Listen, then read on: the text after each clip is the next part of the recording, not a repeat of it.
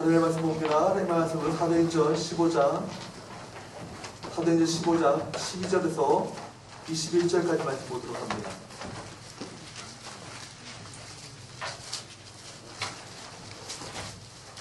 사도행전 15장 12절에서 21절까지 말씀. 한 절씩 교독합니다. 제가 먼저 있습니다. 온 무리가 가만히 있어 바나바와 바울이 하나님께서 자기들로 말미암아 이방인 중에서 행하신 표적과 기사에 관하여 말하는 것을 듣더니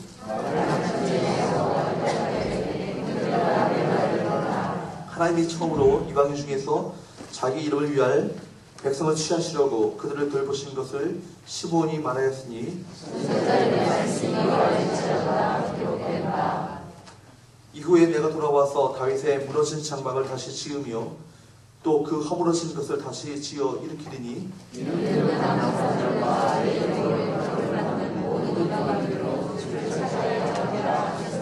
즉 예로부터 이것을 알게 하시는 주의 말씀이라 함과 같으니라.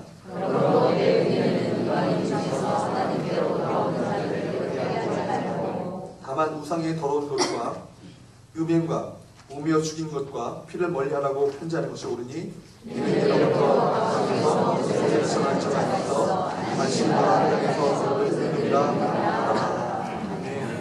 오늘 다윗의 장막을 일으키다라는 제목을 가지고 하나님의 말씀 은혜를 함께 나누기 원합니다. 서로 한번 인사할까요? 잘 오셨습니다. 예, 우리 사순절 기간을 보내고 있죠. 그리고 사순절이라는 것은 예수님께서 십자가에 못 박혀 돌아가시기 불안시기 전에 주일을 뺀 40일간의 기간입니다. 이 기간은 예로부터 우리가 기도와 말씀으로 또 금식으로 또 예수님 그 고난을 순환을 묵상하면서 십자가의 그 은혜를 우리가 묵상하면서 경건하게 보냈던 그 전통이 있죠. 그렇기 때문에 이런 사순절 기간에는 물론 우리가 매일마다 하나님의 십자가의 은혜와 사랑을 더욱더 기억하고 묵상하며 살아야겠지만 더욱더 그 십자가의 은혜와 사랑을 기억하며 묵상하면서 경건하게 주님과 함께 보내는 시간을 가져야 할 줄로 믿습니다. 이번 주일은 돌아오는 주일은 종료주일이에요. 예수님께서 고난당하시기 직전에 예루살렘에 입성하시면서 많은 그 군중들로부터 환호성과 이렇게 환영을 받았던 그런 주일이죠. 그로부터 바로 한 주간이 바로 고난주간이 시작되어지는데 다음 주 고난주간에는 더욱더 우리가 여러분들이 기도하는 자리를 사모하시고 다음 우리 성금요일에는 금요일에는 더 많은 성도들이 함께 나오셔서 함께 십자가의 은혜와 사랑을 또 기억하고 함께 기도하는 시간을 가졌으면 좋겠습니다. 믿지 않는 사람들 전도하는 것뿐만 아니라요, 기도의 자리로 전도하는 것도 필요한 것 같아요. 그죠? 더 우리 많은 분들이 나오셔서 마음을 같이 해서 교회를 위해서 또 우리 교회 안에 있는 환우들을 위해서 또 가정을 위해서 나 자신을 위해서 기도하게 될 때 정말 이 땅 가운데 거룩한 부흥이 임하게 될 줄로 믿습니다. 여러분 10년 가운데 부흥이 임하게 될 줄로 믿습니다. 우리 서울교회 가운데 진행한 부흥은 기도로 말미암아 비롯되는 거예요. 여러분 기도 없이요 부흥되어진다. 이것은요 사람이 일으키는 부흥은요 이내 꺼지고 맙니다. 그러나 하나님께서 일으키시는 기도로 말미암아 일으키시는 바로 하나님의 부흥은요 놀라운 하나님의 역사를 나타내 보이시는 것이죠. 오늘 다윗의 장막에 대해서 함께 배우기 원합니다. 여러분 다윗의 장막의 예배에 대해서 배우기 원하는데요. 오늘 이 다윗의 장막을 언급하기 원하는 것은요 바로 예배의 본질과 굉장히 밀접한 관계가 있기 때문에 그래요. 예배에 대해서 말씀드리고자 합니다. 그러니까 사실 오늘 본문의 말씀이요 약간 이론적일 수 있어요. 그렇지만 아주 이게 굉장히 기독교의 핵심이고 복음의 핵심적인 부분이기 때문에 사실 오늘 말씀을 여러분 잘 이해하시고 잘 깨달으시며 들을 수 있기를 바랍니다. 오늘 우리 예배를 이해하기 위해서 다윗의 장막의 그 예배 이 개념을요 잘 이해하셔야 돼요. 여러분 다윗의 장막에서 드려졌던 예배가 과연 뭘 말하는가? 여러분 오늘 16절 한번 보십시오. 16절 말씀 보게 되면 이후에 내가 돌아와서 다윗의 무너진 장막을 다시 지으며 또 그 허물어진 것을 다시 지어 일으키리니 이 다윗의 그 무너진 장막이라는 것은 뭐냐면 바로 다윗의 장막에서 드려졌던 그 예배가 이후에 말세에 다시 회복되게 될 것이다. 이것을 예언하고 있는 말씀이거든요. 여러분 다윗의 언약궤를 위해서 세웠던 그 장막, 그 장막에서 드려졌던 그 예배를 말하고 있는 거예요. 그러니까 다윗의 장막에서는요 새로운 질서의 예배가 드려졌던 것을 보게 됩니다. 여러분 다윗이 언약궤를요 예루살렘으로 가져왔을 때 그것을 위해서 장막을 치고요. 그것을 그 안에 두었습니다. 뭘 의미하냐면 이스라엘 백성들이 여러분 엘리 제사장 때 여러분 블레셋과의 그 전쟁이 일어났잖아요. 그때 바로 엘리의 두 아들 홈리와 비나스가요 언약궤를 가지고 나가면은 바로 그 전쟁에서 승리할 줄 알았던 거예요. 그랬는데 하나님의 임재가 없는 언약궤를 가지고 나간다 할지라도 거기에 하나님께서 함께 하시지 않으셨던 것이죠. 그러고 말면 막 언약궤를 누구에게 빼앗깁니까? 블레셋 나라에게 빼앗기게 되는 거예요. 그리고 나서 다시 이제 나중에 보면은 블레셋 나라의 다본 신상이 다 완전히 그 하나님 임재의 상징이었던 언약궤 앞에서 막 무너지고 끊어지고 완전 부서지는 그런 하나님의 역사가 나타나게 됩니다. 그래서 블레셋 사람들이 이제는 도저히 이 하나님의 언약궤를 우리가 갖고 있을 수 없다라고 하면서 얘를 이스라엘 백성들로 다시 돌려보내게 되죠. 그때 여러분 우사가요 하나님의 언약궤를 들어올 때 하나님의 율법대로 언약궤를 어깨에 메고 와야 되잖아요. 근데 뭐에 메고 와요? 술에다가 싣고 와요. 그러면 막 소가 깜짝 놀라가지고 날뛸 때 그때 우사가 손을 댔다가 불경하게 손을 댔다가 결국 죽임을 향하고 말죠. 그러니까 이게 달달달 떨면서 다윗이 그 언약궤를요 누구의 집에 보내냐면 오벳 에돔의 그 집에 보내는 거예요. 거기서 3개월 동안 오벳 에돔의 집에서 그 언약궤가 있게 됩니다. 그때 어떻게 되죠? 오벳 에돔이요 하나님의 언약궤 임재의 상징했던 언약궤가 그 집에 있음으로 말미암아 엄청난 복을 그 오벳 에돔의 그 집에서 받게 되는 거예요. 그리고 나서 오벳 에돔에서 그 하나님의 놀라운 복을 받게 된 것을 그 다윗이 그거 봤잖아요. 그 언약궤를 다시 예루살렘 성전으로 돌려보낼 때 그때 바로 그 언약궤를요 기쁨 가운데 그 언약궤가 예루살렘 성으로 들어오게 될 때 춤추면서 그 언약궤를 앞에서 영광을 찬양하며 하나님을 그 기뻐 뛰면서 하나님을 찬양하며 하나님의 언약궤를 맞이하게 됩니다. 그때요 언약궤가 원래 본래 어디에 있었습니까? 하나님의 성막에 있었잖아요. 성막에 어디요? 지성소 안에 있었죠. 근데 그 성막 속에 지성소로 들어보내지 않고 이 언약궤를 위한 새로운 장막을 다윗이 세우게 됩니다. 이게 뭐예요? 다윗의 장막이에요. 다윗의 장막에서는요 그렇기 때문에 다윗의 장막에서는 그 당시에 행해졌던 모세의 질서에 따른 성막에서 드려졌던 그 제사가 있지 않았던 거예요. 전혀 다른 새로운 질서의 예배가 드려졌던 것입니다. 그곳에서는요 처음 언약궤를 가져다가 다윗의 장막으로 드릴 때는요 드릴 때 외에는 어떤 짐승의 제사도 드려지지 않았어요. 처음 장막으로 그 언약궤가 들여보낼 때 그때 빼고는요 어떤 제사도 드려지지 않았습니다. 대신에 다윗은 어떻게 했죠? 새로운 종류의 제사장들을요 세웠어요. 그곳에 배치했습니다. 그리고 다시 말하면 그 언약궤 앞에서 하나님을 찬양하는 무리들을 세운 거예요. 그리고 1년에 365일 24시간 하나님의 영광을 바라보면서 하나님을 찬양하고 경배하는 일을 합니다. 이게 뭐예요? 다윗의 장막에서의 예배를 말합니다. 그러니까 다윗의 장막에서는요 봉헌할 때 외에는 어떤 짐승의 제사도 드려지지 않았다는 거예요. 대신에 다윗은 찬양 사역자들을 세워서 그들로 하여금 하루 24시간씩 하나님의 영광을 바라보면서 하나님께 경배하도록 만들었습니다. 그러니까요 여러분 다윗의 장막 안에는요 모세 성막에 있었던 그 성소와 지성소, 물두멍과 그 제단, 진설병과 촛대 이런 것이 있었을까요? 없었을까요? 있었을까요? 없었을까요? 지금 무슨 소리 하는지 잘 모르시겠나요? 여러분 모세의 그 구약의 율법에 따른 레위기에 나오는 율법에 따른 진설병과 또 촛대, 물두멍과 제단, 또 성소와 지성소 이런 것이 있었어요? 없었어요? 없었어요. 없었다고요. 여러분 지성소라는 것이 어떤 곳이에요? 하나님의 그 임재의 상징인 언약궤가 있는 곳이니까 아무나 들어가는 것이 아니에요. 제사장들도 못 들어가요. 누구만 들어가요? 대제사장만 들어간다고요. 속죄일에 1년에 한 번 속죄일, 즉 대속죄일 한 번만 들어갈 수 있는 거예요. 그러니까 대속죄일에 대제사장만 아무나 들어갈 수 있는 것이 아니라 대제사장만 한 번 들어갑니다. 그러니까 그 대제사장이 거기서 가서 감히 함부로 불구경건하게 하나님을 섬기다가 하늘에서 불이 내려오게 되면 여러분 그 제사장의 그 몸에는요 방울이 달렸어요. 방울 소리가 나는 이 사람이 움직이고 있는 거예요. 근데 방울 소리가 안 나는 건 뭐예요? 죽임을 당한 거예요. 하나님의 그 진도를 사서 죽임을 당한 것이니까 그러니까 그 사람을 끌어내야 되잖아요. 그럼 어떻게 들어가요?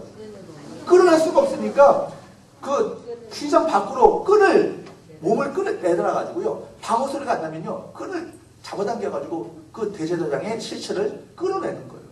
그만큼 여러분 하나님 임재의 상징이었던 언약궤가 있는 지성소는요. 아무나 들어갈 수 없었던 곳이에요. 그런데 여러분 오직 그 속죄에 대해 백성들의 죄를 대속하기 위한 그 피를 가지고 언약궤가 있는 그곳에 들어갈 수 있었던 그곳인데 그런데 이 다윗의 장막에서는요. 하나님의 임재의 상징이었던 이 언약궤가 사람들 앞에 노출되어 있었습니다. 그곳에서 제사장들은 하나님의 영광의 임재 앞에서 임재 안에서 하나님의 아름다움을 바라보면서 찬양과 경배함으로 하나님께 영광을 돌리며 마음껏 하나님을 높였던 거예요. 그 당시 제사장들이 드렸던 예배 행심은 다윗의 시편들을 여러분 보시게 되면 대강 짐작할 수 있어요. 어떻게 하나님께 예배하였는가. 여러분 그 다윗이 영장을 따라 불렀던 노래 이런 것이 있잖아요. 영장이 뭐예요? 인도자예요. 인도자. 찬양 인도자를 따라서 그 하나님을 찬양했던 노래들이에요. 그것이 시편의 많은 시편들을 담고 있어요. 그 시편을 가지고 그 시편의 그 찬양의 내용을 가지고 어떻게 해요? 하나님의 임재 앞에서 마음껏 하나님의 아름다움을 바라보면서 찬양하고 경배했던 그 예배가 어떤 예배예요? 다윗의 장막에서 드려졌던 예배라는 겁니다. 집사님 이 볼륨을 조금 올려주실래요? 제가 좀 말하는 게 굉장히 답답하네요.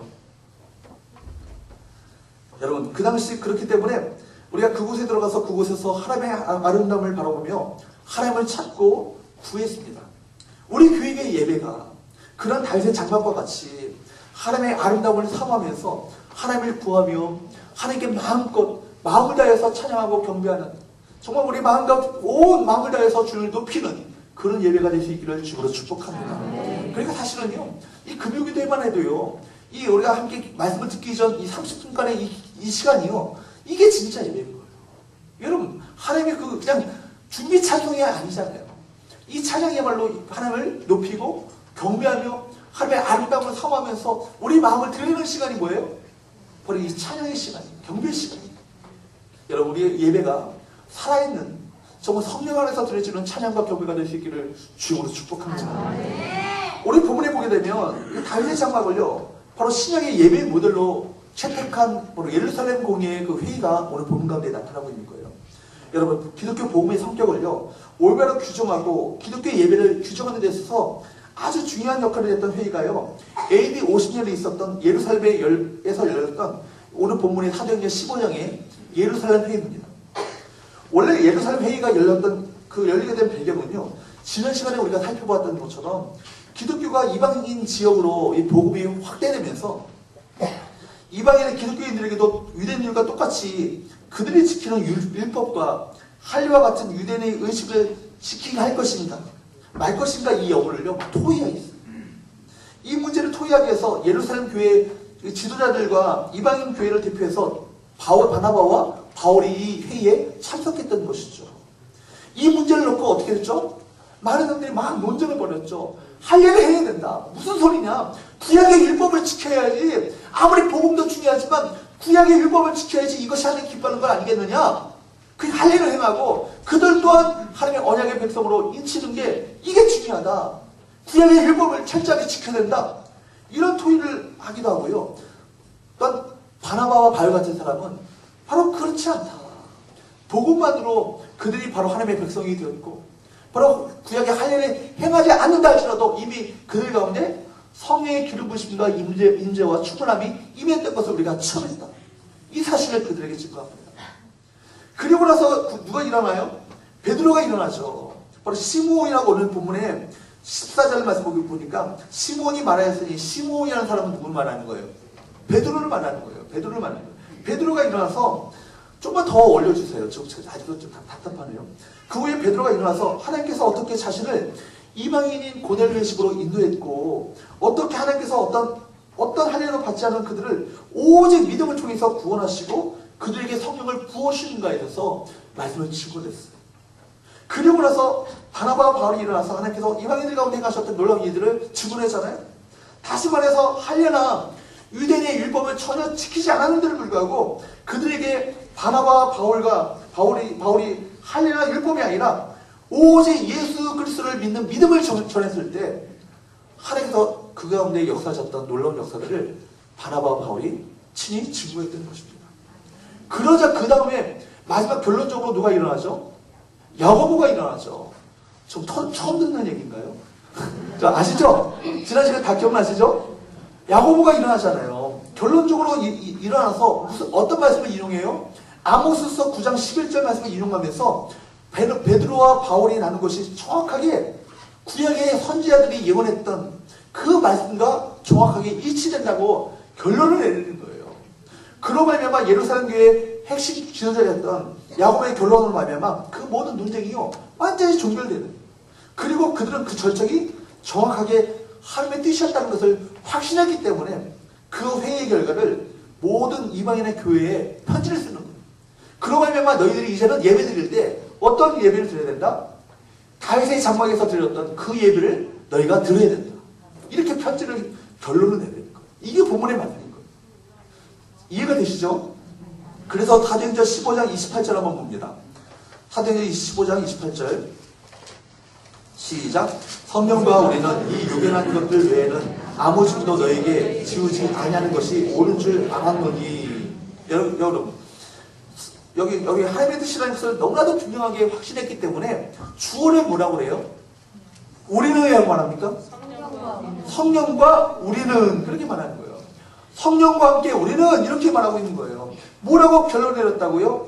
야고보 사도가 여기서 인용한 성령 구절이 바로 다윗의 장막에 대한 구절인 거예요. 사도행전 15장 15절에서 17절 15절부터 한번 읽어봅니다. 18절까지 시작. 선자들의 말씀이 이와 일치하도다. 기록된 바 이후에 내가 돌아와서 다윗의 무너진 장막을 다시 지으며 또 그 허물어진 것을 다시 지어 일으키리니 이는 그 남은 사람들과 내일 올 일컬음을 받는 모든 이방인들로 주를 찾게 하려 함이라 하셨으니 즉 예로부터 이것을 알게 하시는 주의 말씀이라. 아멘. 반갑습니다. 아멘.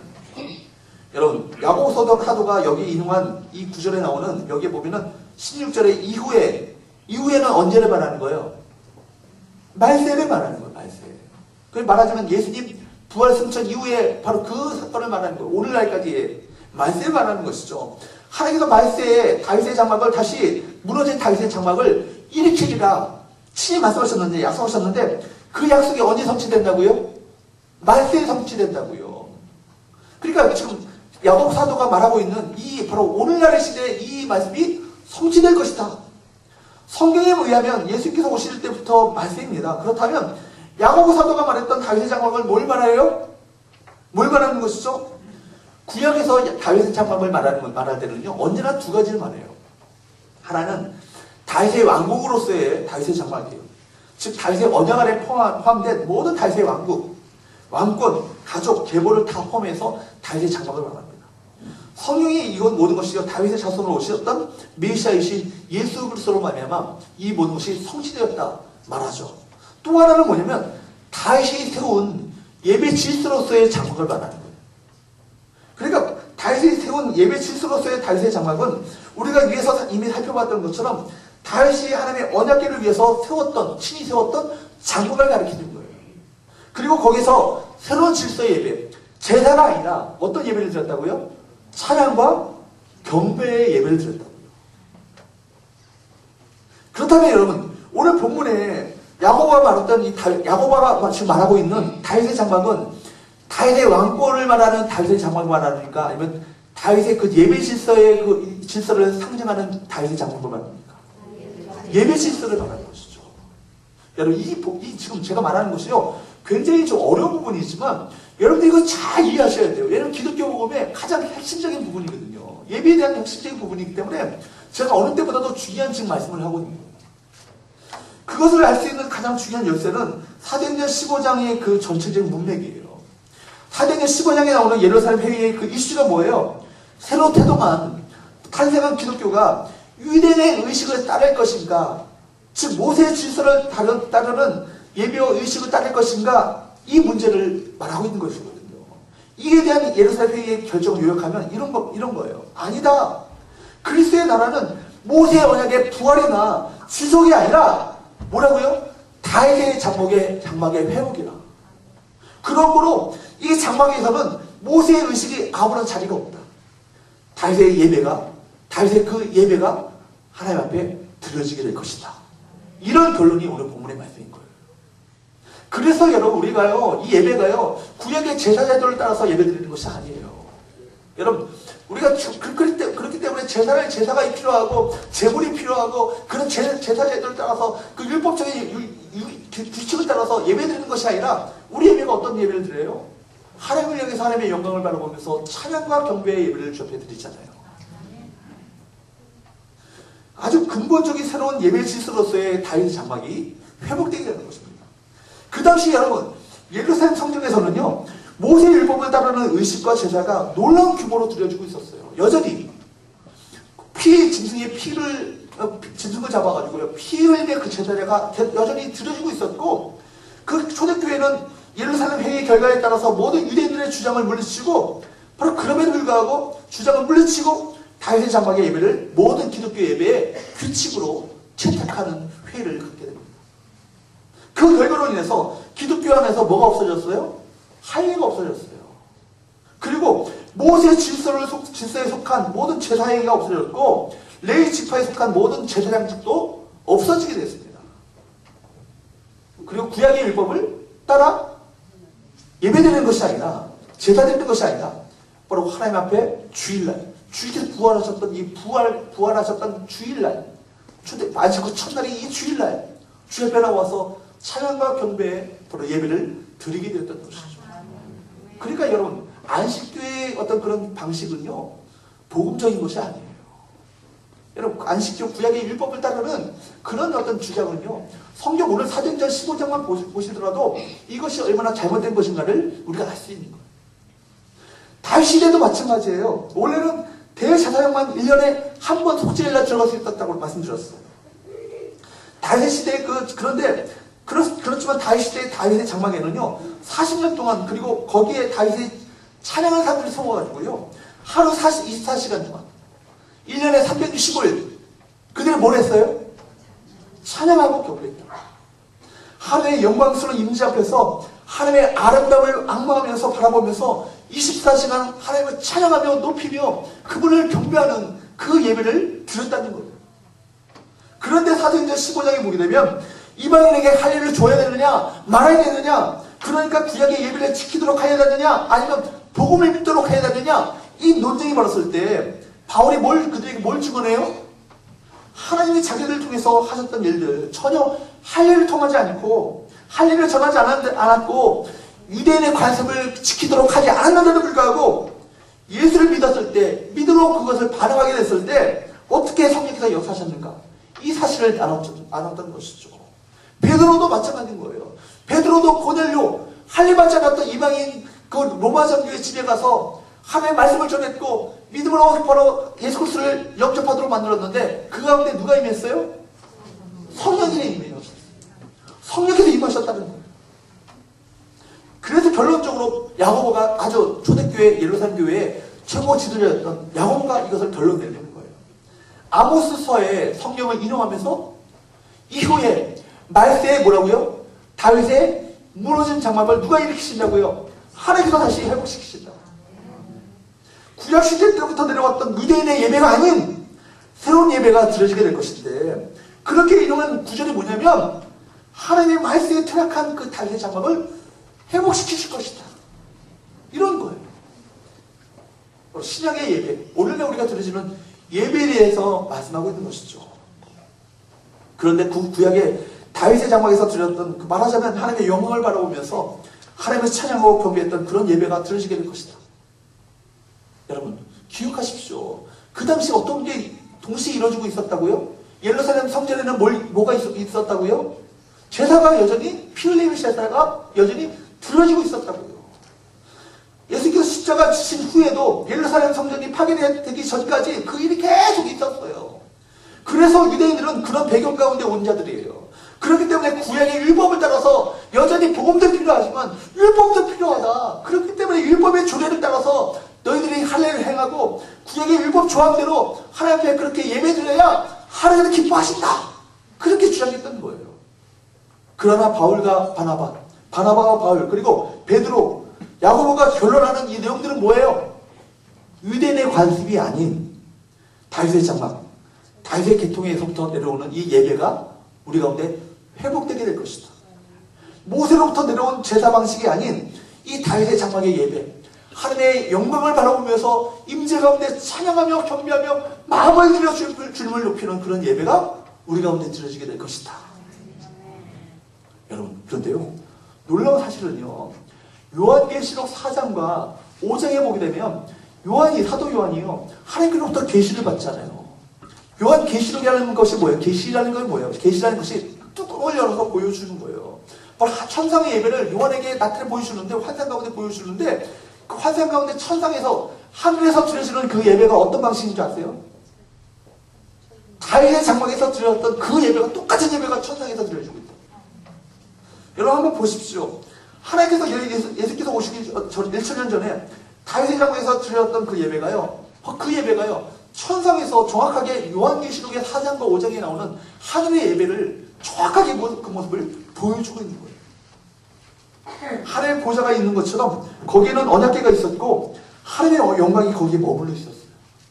거기에, 그리고 천사들이 하나님의 영광을 있는 모습 그대로 얼굴과 얼굴을 대면하면서 하나님의 영광이 임재 앞에서 하나님의 경외함으로 엎드리고 하나님의 아름다움을 바라보면서 그분을 구하고 그분의 신실하심과 창조주 되심과 아름다움을 그들을 지속적으로 경배하며 찬양하며 높였다는 겁니다. 그 예배가요, 요한계시록 4장과 5장에 나와요. 한번 보세요. 한번 보도록 합니다. 요한계시록 4장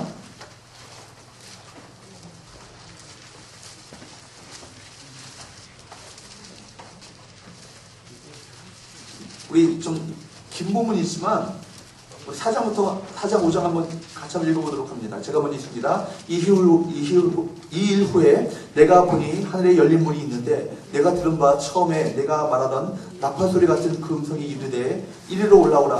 이후에 마땅히 일어날 일들을 내가 내게 보이리라 하시더라. 내가 곧 성령의 감동이 되었더니 하늘에 자자를 베풀었고 그 보좌에 앉으신 이가 있는데, 그러니까 요한계시록에 그 사도 요한이요, 계시를 받으면서 하늘이 열린 거예요. 하늘이 열려가지고요, 이리로 올라오라 했는데 성령 감동되어서 그걸 바라보는데 하늘에 보좌가 베풀었는데 그 보좌 위에 앉으신 이가 있으세요.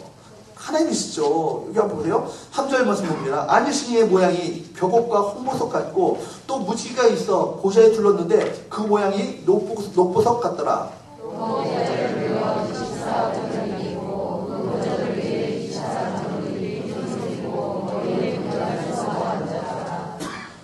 보좌로부터 번개와 음성과 우레소리가 나고 보좌 앞에 켠 등불 7이 있으니 이는 하나님의 7영이라.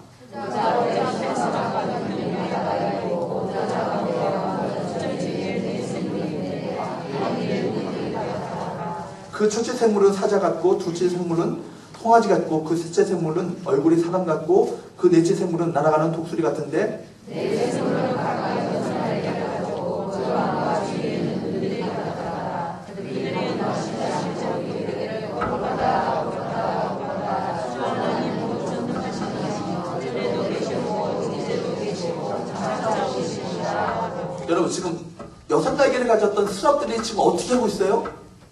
밤낮 쉬지 않고, 밤낮 24시간 쉬지 않고, 매 순간 쉬지 않고 어떻게 한다고요?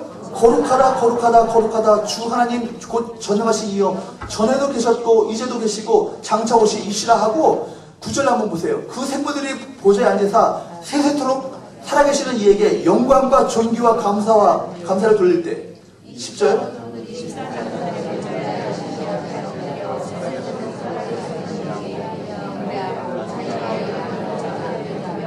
11절 말씀 같이 있습니다. 우리 주 하나님이여 영광과 존귀와 권능을 받으시는 것이 합당하오니 주께서 만물을 지으신지라 만물이 주의 뜻대로 있었고 또 지으심을 받았나이다 하더라. 여러분 스라필뿐만 아니라 24장로들 그저 성도들을 대표하는 24장로들도 어떻게 했어요?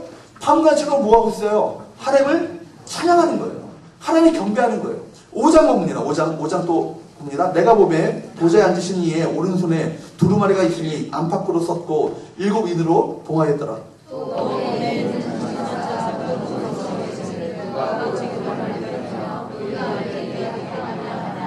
하늘 위에나 땅 위에나 땅 아래에 능히 그 두루마리를 펴거나 볼거나 할 자가 없더라.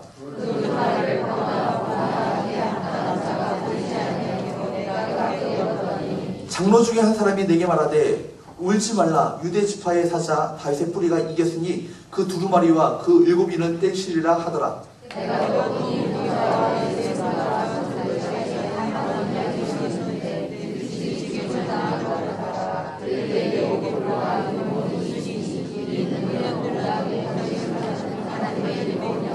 어린 양이 누구예요?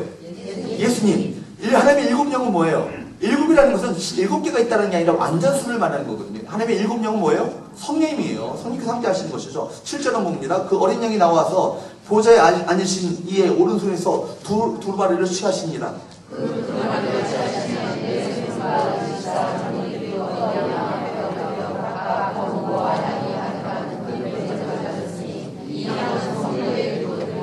구절 말씀 봅니다. 그들이 새 노래를 불러 이르되 두루마리를 가지시고 그 인봉을 떼시기 합당하시도다. 일찍이 죽임을 당하사 각 족속과 방언과 백성과 나라 가운데서 사람들을 피로 사서 하나님께 들으시고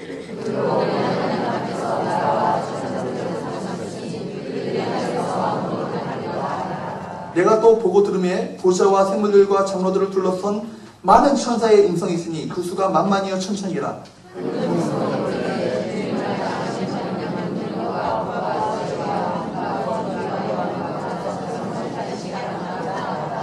13절 내가 또 들으니 하늘 위에나 땅 위에와 땅 아래와 바다 위에와 또 그 가운데 모든 피조물이 이르되 보좌에 앉으신 이와 어린 양에게 찬송과 존귀와 영광과 권능을 세세토록 돌릴지어다 하니 예수님이 이르되 아멘하고 장로들은 엎드려 경배하라. 여기 여러분 보세요. 4장 5장에 한번 보시라고요.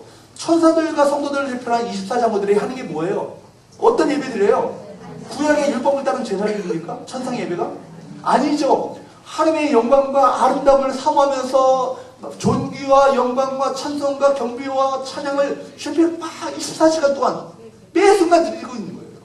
이게 천상의 예배인데 이게 정확하게 어떤 예배였다고요? 다윗의 장막에서 드렸던 예배라는 거예요. 그래서 지금 다윗의 장막을 예배가요. 구약시대에 이미 신약성경이 쓰여지기 1500년 전에 하늘의 예배를요 다윗에게 보여주는 거예요.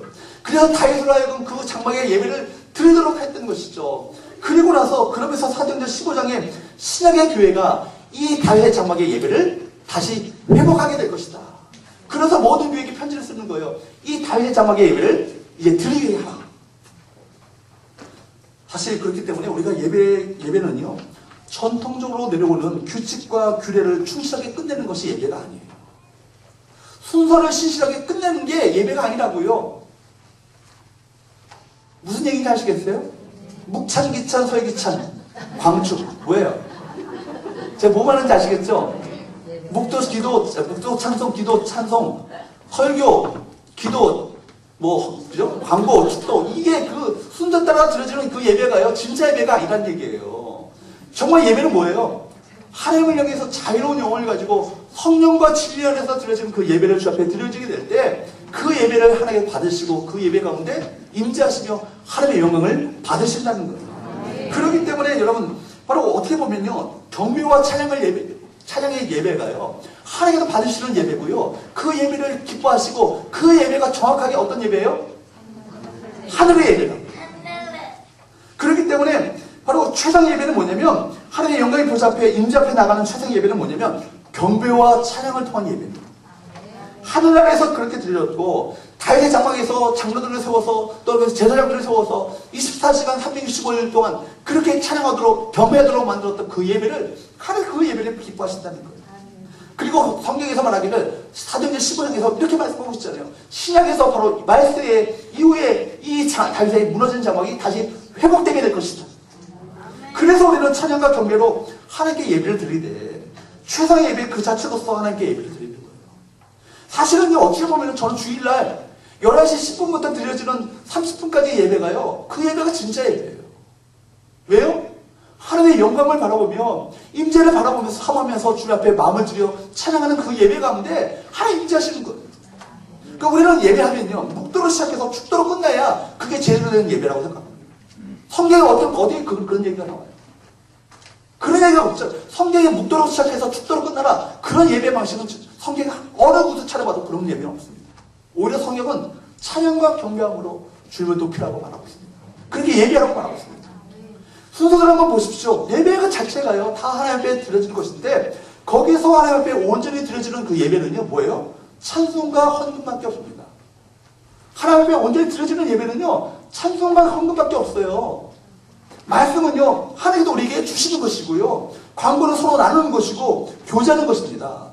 그러니까 찬양과 경배는요, 첫 번째 우리가 하나님께 드려지는 최상의 예배 형태 그 자체인 거예요.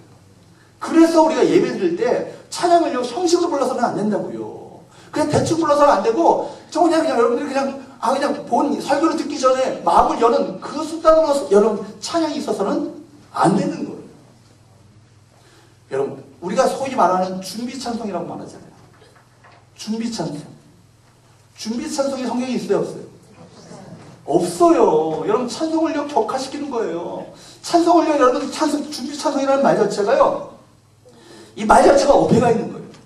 여러분, 일반 찬송이라도 보십시오. 찬송은 누구에게 드리죠? 하나님께 드리죠. 여러분, 성도에게 드리는 게 아니죠? 그런데 찬송을 받으실 분이 한 분이신데, 준비 찬송은 누구에게 드리는 거예요? 준비 찬송이라는 말 자체가 말에 맞지 않는 거예요. 찬송은 하나님께 드려지는 예배라면, 준비 찬송이라는 말이 있을 수 없다. 찬송 자체가 뭐예요? 예배예요. 찬양 자체가 예배라고요.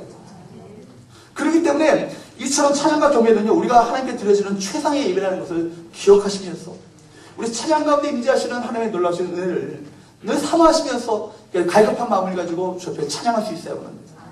그리고 이 찬양 가운데 여러 많은 부분들이요, 우리나라의 찬양을 번역하신 찬양 작사가들이 번역하셨던 찬양 작사가들이 이 찬양에 대한 이해도가 떨어졌기 때문에 찬양을요 3인칭으로 다 바꿨어요. 찬양의 원문을 보게 되면 내가 주님을 당신을 찬양합니다. 당신을 높입니다. 그런데 번역을요, 우리 다 함께 주님을 찬양하세요. 이렇게 다 번역을 바꿨다고요. 얼마나 이것이 잘못된 것인가. 그러니까 우리가 주님을 찬양하세요. 누구에게 하는 거예요? 너 찬양해. 찬양해. 누구에게 하는 거예요? 하나님께 드리는 게 아니라. 근데 여러분, 원문을 보게 되면요, 찬양의 원문을 보게 되면 다 내가 당신을 찬양합니다. 당신을 높입니다. 당신께 영광을 드립니다. 당신께 마음을 드립니다. 이런 찬양의 가사들이에요. 그러니까 우리가 찬양의 번역했던 개사가들이, 바로 작사가들이 이 찬양에 대한 이해도가 떨어졌기 때문에 이 찬양이 하나님께 드려진다는 사실을 까맣게 잊어먹고 있었던 거예요. 여러분, 다윗은요, 예수님이 오시기 전에 그 1000년 전의 사람입니다. 그리고 요한계시록은요, 주님 오신 후에 한 100여 년경, 한 90년에서 100여 년경에 쓰여졌던 것이 요한계시록이에요. 그런데 하나님께서 나중에 요한계시록에 계시해 주셨던 하늘의 예배하고요, 이 1500년 전에 있었던, 바로 1600년 전에 있었던 다윗의 장막의 예배가요, 정확하게 일치해요. 그리고 동일하게 신약의 우리 성도들이 어떤 예배를 드려야 된다? 다윗의 장막에서의 이 예배를 드리기를 원하시는 거예요. 찬양과 경배함으로 우리 마음을 드리는 성령과 진리 안에서 드려지는 그 예배를 드려지기를 원하시는 거예요. 예배가 뭐예요? 여러분, 예배는요, 그렇기 때문에 성령 안에서 드려지는 예배가 돼야 돼요. 그리고 진리이신 예수님께서 그 안에 십자가의 복음이 살아의 역사하는 그 예배가 드려지게 될 때 그 예배를 기뻐 받으신다는 거예요. 여러분, 두 예배의 주된 공통점을 보게 되면, 다윗의 장막과 하늘의 예배를 공통점을 보게 되면, 첫 번째 그들은요, 모두가 뭘 바라봤어요? 하나님의 영광을 바라봤어요. 다윗의 장막에 있었던 언약궤는요, 하나님의 보좌를 상징하는 것입니다. 그리고 그곳에 머물러 있었던 하나님의 영광의 임재는 하나님의 보좌에 앉으신 하나님의 영광의 그림자인 거예요.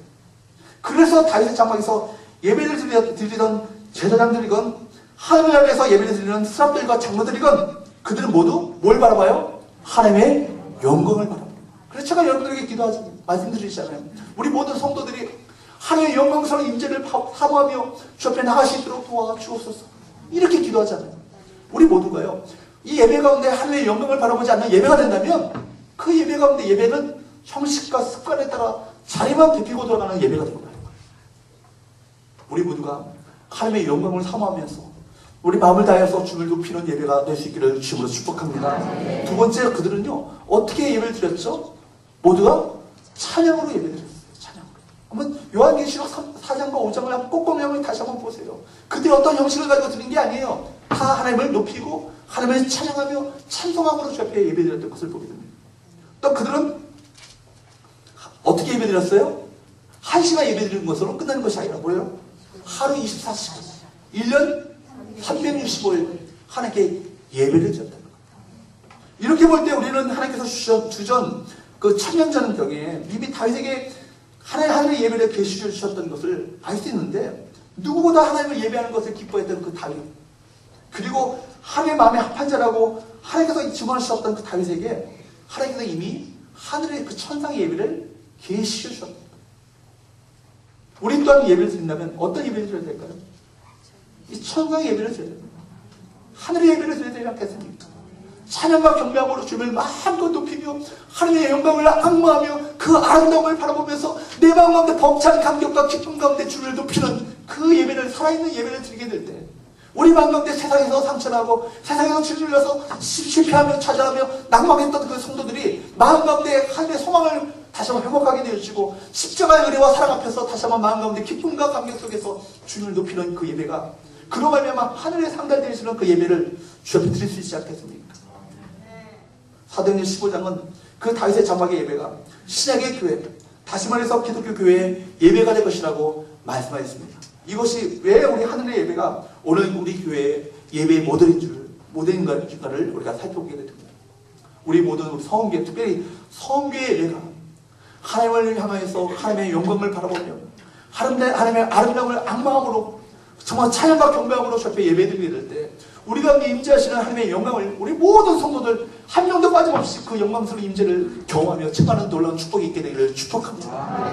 그 예배의 감격과 이 예배 승리를 맛본 사람들은요, 이 세상에 파송되어더라도 이 세상 가운데 승리할 수 있는 것, 세상에 거친 파도가 몰려오고 그 풍랑이 밀어닥친다 할지라도 잠잠하게 그 가운데서도 하나님을 바라볼 수 있는 영적인 눈을 가지고 하나님을 바라보며 하나님을 악망하며 하나님을 찬양하는 자로 살아가게 될 줄로 믿습니다. 우리 모두가 그런 예배를 드리는 예배자, 하나님 바로 찾으셨던 바로 그 예배로 자로 설 수 있기를 주님으로 축복합니다.